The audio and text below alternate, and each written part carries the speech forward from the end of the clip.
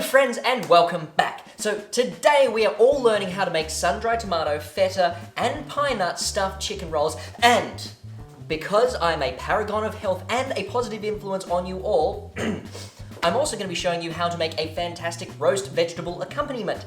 So, where to begin? The first thing that you would want to do is grab your pine nuts and lightly roast them. I've already done that. So as you can see, this bowl here is filled with these beautifully brown crusted pine nuts because I didn't think it would be a fun idea to start this episode by burning my nuts on camera in front of all of you guys. So with that out of the way, I have these beautifully brown pine nuts. So that is the first step. Traditionally, you would then go on to actually making the stuffing for your chicken, but since I'm now accompanying this with vegetables, we're gonna have to do that next. I've already peeled my giant tumor, and I have two more little tumors. No, I shouldn't arrange them like that, that's bad. What you're gonna wanna do is chop this into chunks. The bigger your mouth, the bigger your chunks, but I'm gonna say go for something in the middle because that's just gonna increase your cooking time. So, with your knife, chop, chop, chop, and then once you've got these thickish rings, you can just chop, chop, chop. You wanna aim for something like that. Once you've got those, put them aside. I should probably have a bowl at this point.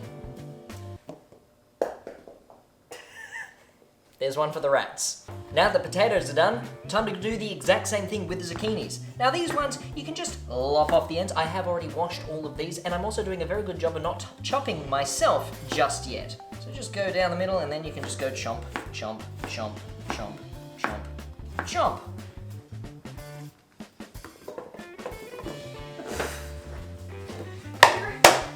Wow. Now once all of your shit is in the bowl, what are we gonna do next, kids? That's right, we're gonna get oily today. So I've got in this little bowl here some olive oil. We're not gonna be using that.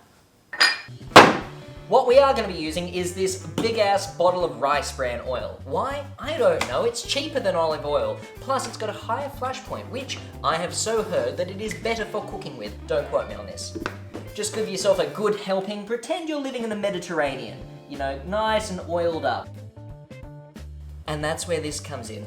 This is dukkha. What I've got here is a lemon and herb one, also with sesame seeds in it. Usually, you would find me on a Sunday afternoon dipping bits of bread into olive oil and then dipping into this beautiful stuff.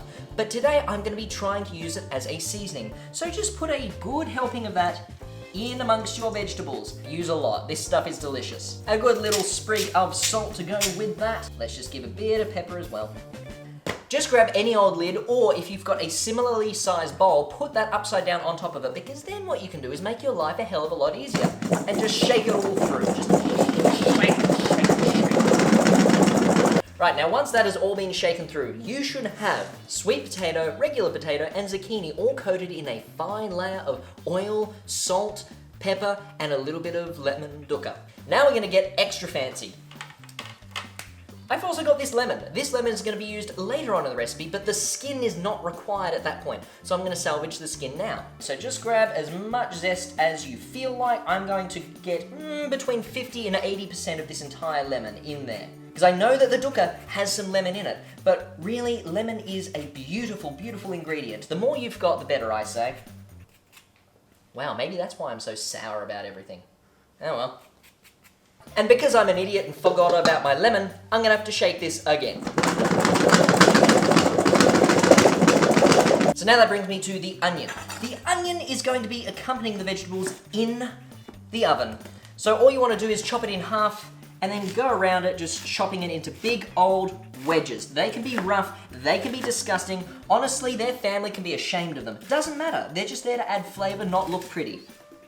Grab yourself an oven tray, preferably with baking paper already on it. You don't have to use baking paper, but you're gonna save on cleaning up later on. Grab your delicious vegetable mix, and then scatter that generously around your tray.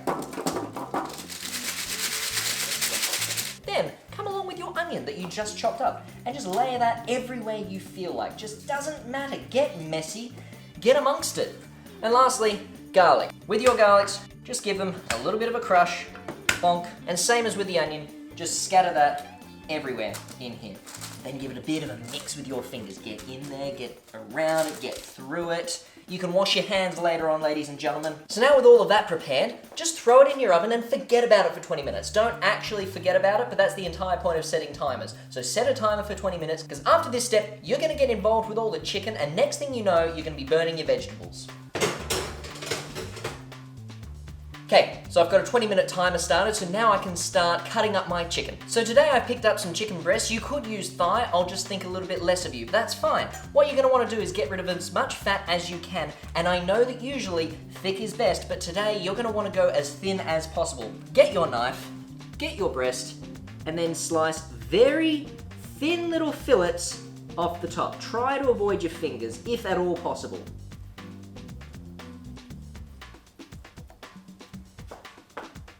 There you go. Aim for something like that. Depending on your knife wielding skill, you will get a varying amount of these little thin fillets, but get them about 1/2 centimeter thick and the entire length of the breast. Then, pop them to the side on a little plate. You're gonna need as many of those little buggers later on. So once all your chicken is cut, put it aside. You don't need it at the moment. And as a word of advice, you should be aiming for somewhere around 4 slices per breast. So get those knife wielding skills sharp, because you are gonna need them. Next up, grab your gently toasted nuts and a spare bowl. Put nuts in the bowl. What we're gonna do with these is crush them with the back of a spoon. Oh, and for anyone keeping track at home, this is about 180 grams of pine nuts. But you've probably noticed I'm not giving you any advice on how much of things to use. That's because this entire recipe is basically just a do what you want, fam. Like, if you want less nuts than this, go for it. If you want more nuts than this, I probably wouldn't recommend it. That's a lot of nuts in there. But the various ratios, they are all up to you. So every ingredient that you see here, use it. They taste amazing. But you can change things on the fly if you feel like it. So grab your bowl with your nuts and a large soup spoon like this, and then you can just use the back of the spoon and press them into the side of the bowl. So now that I've got those, pop them down and grab your Danish style feta. There is a big debate in the world about which sort of feta is best, but I'm telling you now, the Danish feta is the best for this style because it is so soft, you're going to be able to create a nice stuffing with it. Greek feta, too hard. Get your lump of feta and just loosely crumble that into the nuts. You're going to be mixing it thoroughly later, so you don't need to be too pedantic about it. Try not to get as much on the bench as I am. That's just going to make a mess for you later on. Into the same bowl, you're going to be putting these sun-dried tomatoes. Now, depending on the sort of sun-dried tomatoes you've purchased, you may need to chop them up a little bit more, because you only want a little bit of chonky here. If you've got these long strings of sun-dried tomato in your chicken, you're not going to be happy at the end of the day. So just put a good healthy portion onto your chopping board. You could use your fingers, you could pour it like a savage, but there's going to be a lot of oil in here, and that would make a mess. So heed my warning, use a spoon. And just give it a couple of decisive chops.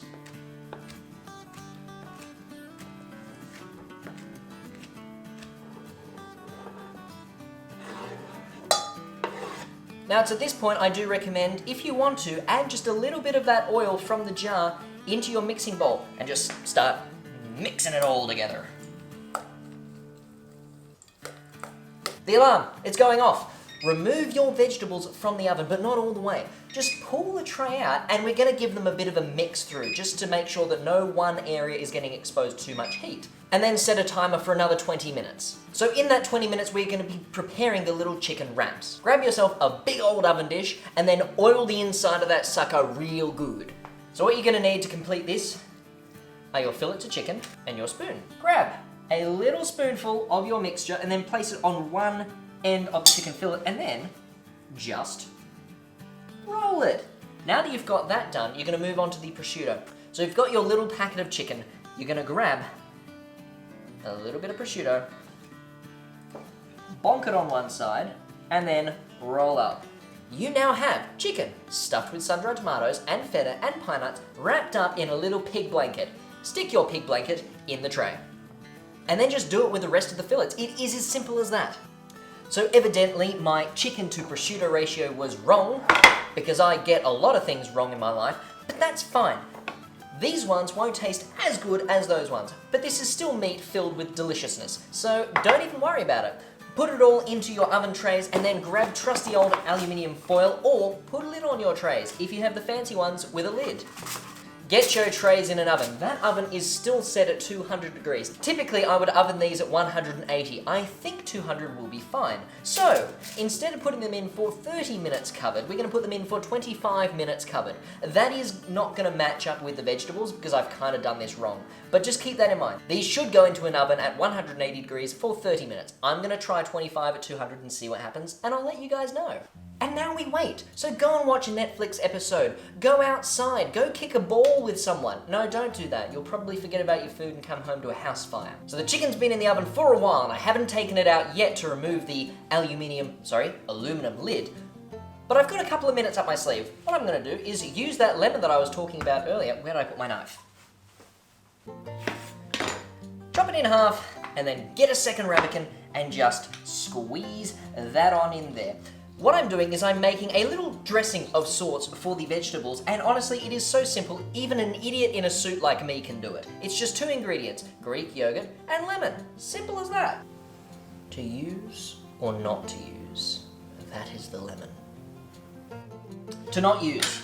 I'm only going to use half a lemon. Also, I cut it kind of funky, so I think I've basically used 2/3 of a lemon. That's good enough for me. Grab your yogurt, and then I should have put the yogurt in first, but just carefully get that in there.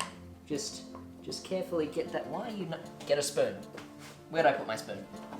Get a spoon. That would be the smart thing to do. Just pop it in. Bum-ba-dum-bum-ba-dum. And that's the fantastic thing about these teeny tiny jars. You can just use it all. Simple as that.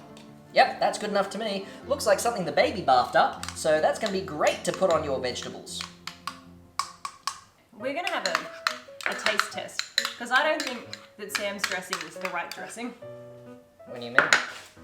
I think that you do Greek yogurt, lemon, some olive oil, salt, pepper, and garlic.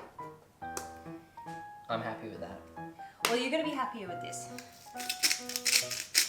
Out of spite, I won't. So, olive oil, Greek yogurt, lemon, salt, and pepper. Alright, Sam, are you ready for the testing of the taste? Mine's better. Okay. Dip half the vegetable in my one.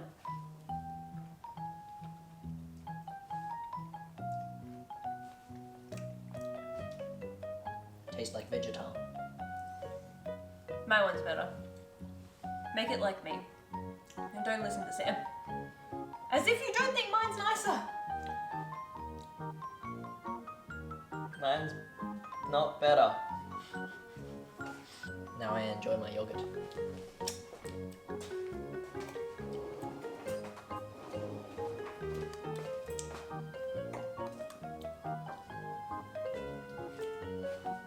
So when your doot goes off, bring out both trays and then put them on a heat-proof surface. I'm just using a chopping board. Don't let them get too comfortable because all you're doing is removing one, removing two, and then chucking them straight back in the furnace. That's all you're doing. And then we're gonna continue cooking these in the oven for another 10 to 15 minutes. You wanna get the tops nice, golden, and toasty. And also make sure it's actually thoroughly cooked through. No one is getting salmonella on my watch.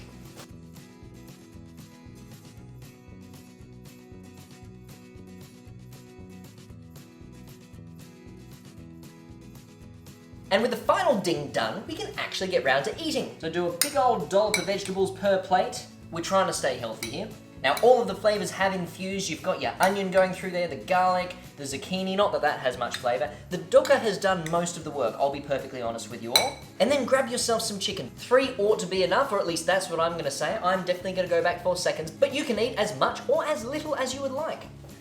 Last step is to get the superior dressing, which I believe is Alex's by popular opinion. And then do a nice dollop on the side. Bonk. A second dollop, because we like flavor here. And there you go. All you need, chicken, prosciutto, some stuffing, which came to feta, pine nuts, and sun-dried tomatoes. The roasted vegetables, you could accompany this with any dish. And all you need for those is sweet potato, and zucchini. Then you just need your flavorings. I'm using dukkha, salt, and pepper, but you could use anything you like in the cupboard. You could add in herbs, you could add in various spices. It is all up to you. But there you go, a dish sure to please. And speaking of pleasing, I'm gonna please myself and my stomach by diving into this. So thank you very much for being here, and I will see you all in the next video, which could be more cooking, it could be blacksmithing, it could be news, who knows with me? But I'll see you next time. Take care. Bye!